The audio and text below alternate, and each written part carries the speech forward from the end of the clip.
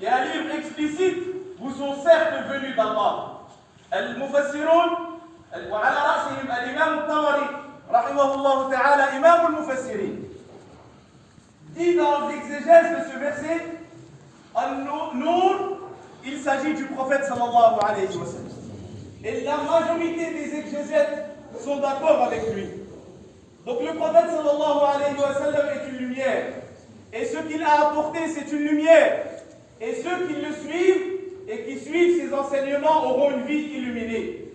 Mais c'est ceux qui se détournent de sa vie, ceux qui ne font que selon ce qu'ils ont dans leur tête, ceux-là vont vivre dans l'obscurité. Imaginez-vous une pièce.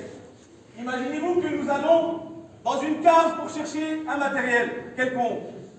Si nous allumons la lumière, nous pouvons prendre l'outil en toute sécurité.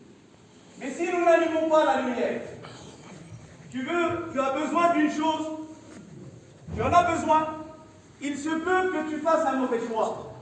Et c'est ce qui se passe aujourd'hui dans la vie individuelle de la communauté musulmane et dans la vie collective de la communauté musulmane.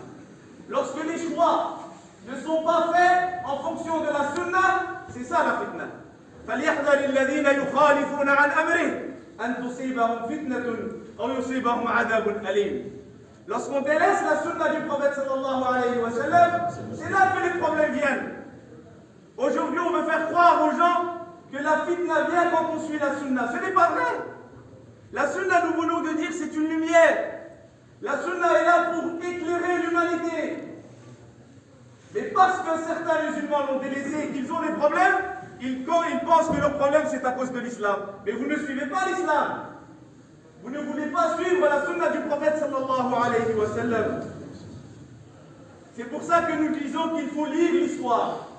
Ce qui se passe aujourd'hui, ici ou dans le monde entier, ce sont des histoires qui reviennent. Et c'est pour cela qu'il faut lire l'histoire et en tirer des leçons.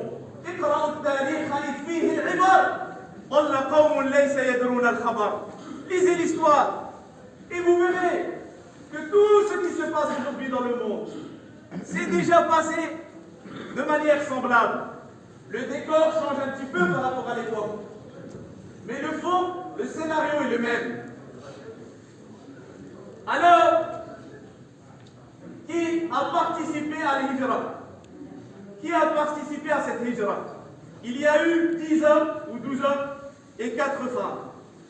Parmi les femmes qui ont participé à Hijrat al-Habasha, il y avait la fille du prophète sallallahu alayhi wa sallam, Ruqayya, la femme de Sayyiduna Uthman, radiyallahu anha wa ardaha.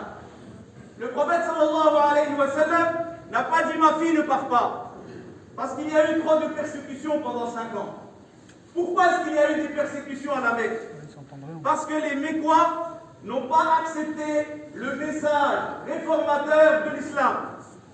L'islam est venu pour changer, pour sortir les vices de l'individu, pour sortir les vices de la société, pour que les humains vivent la meilleure des vies sur terre et pour qu'ils vivent le paradis dans l'au-delà. Mais quelques personnes à la Mecque ne voulaient pas la justice. Ils n'acceptent pas la justice les a dérangés. Alors ils étaient prêts à tout, jusqu'à tuer le prophète sallallahu alayhi wa sallam.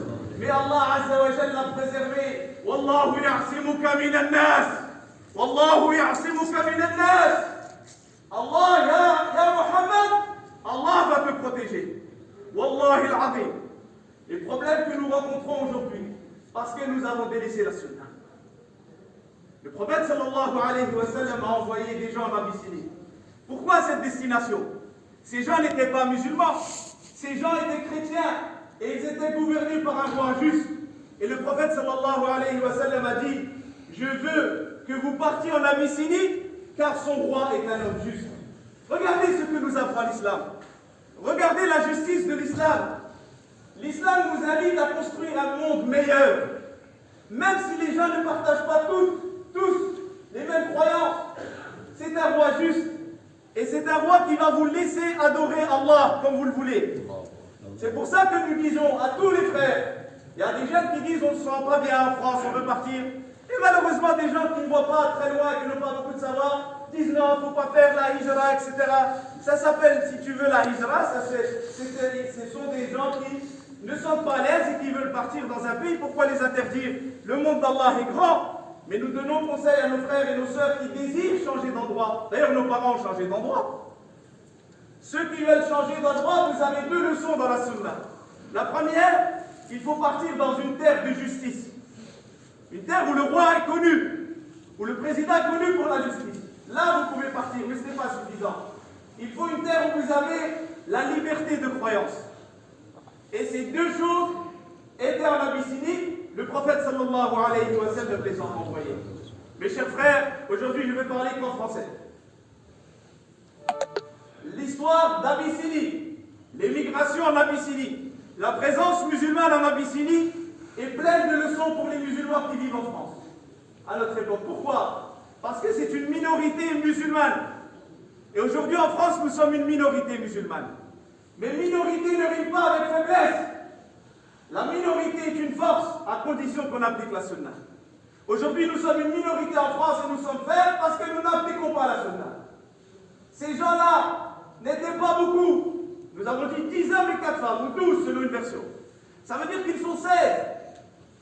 Mais ces gens suivent la sunna. La force d'une minorité musulmane à n'importe quelle époque dans le monde est ce qu'on appelle Ashura, la concertation. Uqsimu billahi al-azim. Je jure par Allah que si les musulmans de France, dans nos mosquées, dans nos institutions, nous revenons à Shura, tous nos problèmes sont réglés. Pourquoi? Parce que la Shura va donner la parole à tout le monde. La Shura va être dirigée par des gens compétents. La Shura va être dirigée pour des gens qui veulent le bien pour l'avenir de nos enfants. Il y a des frères et des sœurs dans cette mosquée où Allah, leur cœur brûle pour notre jeunesse. Notre jeunesse est en train de se tirer dessus dans les rues. Et nous, on se bat pour qui va commander la mosquée. Comment ça se fait? Comment ça se fait? Parce que nous avons délaissé la Shura. Chacun vient et dit c'est moi qui commande. Mais nous parlons d'islam, bon sang. Nous sommes en train de parler d'islam et de gestion de mosquée. Mais non, celui qui crie le plus fort va gagner. Celui qui est le plus ancien va gagner. Mais c'est écrit nulle part. Ce n'est écrit nulle part. Ce n'est écrit nulle part. Et ce que le prophète sallallahu alayhi wa sallam a fait, c'est toute autre chose. Alors ce groupe est parti avec un shura. C'est une force pour la minorité musulmane. Ça permet aux responsables et à chaque personne, même les imams, même les ulama, même tout le monde. Nous avons tous un nefs. Vous savez le nefs? L'ego. Tout le monde a un nefs. Et le pire danger pour la personne, c'est le nefs. Allah n'a jamais juré dans le Coran 7 fois de suite que pour le nefs. والشمس وضحاها والقمر إذا تلاها والنهار إذا جلاها والليل إذا يغشاها والسماء وما بناها والأرض وما طحاها 7 fois ونفس وما سواها 7 fois Allah a juré. S'il jure une fois, c'est pour attirer notre attention que c'est très important. C'est le seul passage du Coran où Allah a juré 7 fois de suite. Et Allah, pourquoi est-ce que tu jures 7 fois? Pour dire, pour parler du nefs. قد أفلح من زكاها وقد خاب من دساها. Tout le monde a un nefs. Tout le monde a un ego. C'est le ministre de l'Intérieur qui travaille avec le shaitan, le ministre de l'Extérieur. Ils travaillent ensemble. C'est un exemple, hein, parce qu'on dirait que Hakim fait de la politique. C'est qu'un exemple et les gens censés me comprennent de toute façon. Un nefs peut rouler un imam, peut rouler un cheikh, peut rouler un da'iya, peut rouler un responsable. Qu'est-ce qui va nous protéger, nous et vous? C'est d'installer Ashura. Ashura préserve la communauté musulmane de tout vice. Et c'est de cette manière que les meilleurs avis pourront être pris pour le bien de cette communauté et pour le bien de l'humanité.